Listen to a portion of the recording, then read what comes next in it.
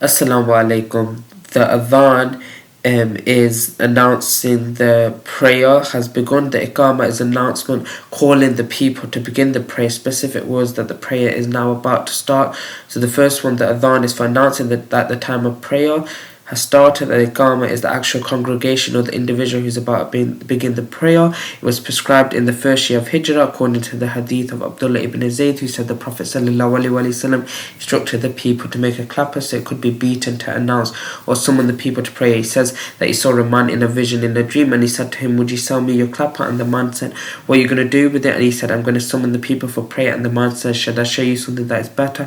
And all the companions want what is best. Abdullah ibn Zayd said, "Of course." So the man said to him, "You say." Then he repeated the phrases of the Adhan. Then he came after a while and he said, "When you want the people, to the prayer itself," which means the prayer is about begin, you say the following phrase. And he gave the phrases of, the Iqama. There's different versions of it which you can look into. And then he woke up and said to the Prophet ﷺ about his dream. And the Prophet said that this is a true vision.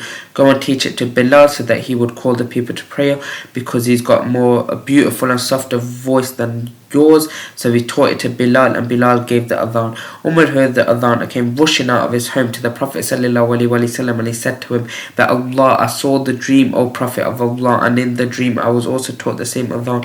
So the Prophet ﷺ said, "All praises to Allah."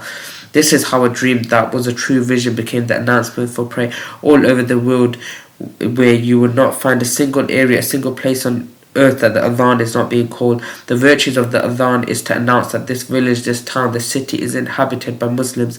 The Prophet ﷺ, whenever he wanted to invade a country or a region, he would ask his companions not to do so until it was time for prayer. And if they heard the Adhan, they knew these are Muslims and they would leave them alone. The Prophet ﷺ said that if people knew what there is of virtue in the call to prayer and the first row, and could find nowhere except drawing lots for them, they would draw, meaning that if the people knew the reward in calling the Adhan or the reward in standing in the first row, they would fight over it until to solve the problem. They would draw the lots to know who would call for the Adhan and to step in the first row, then they would have done. Also, the Prophet ﷺ said that the muadhdhins, the ones that call the Adhan, will be the people with the longest necks on the day of resurrection. This can be understood metaphorically, that the Arabs would call a person with a long neck, meaning that he has honor, dignity, and has a good reputation among the people that makes him stand out in the crowd. I leave you here. Fi manillah wa sallallahu wa baraka ala nabina Muhammad. Astaghfirullah. Assalamu alaikum wa rahmatullahi wa barakatuh.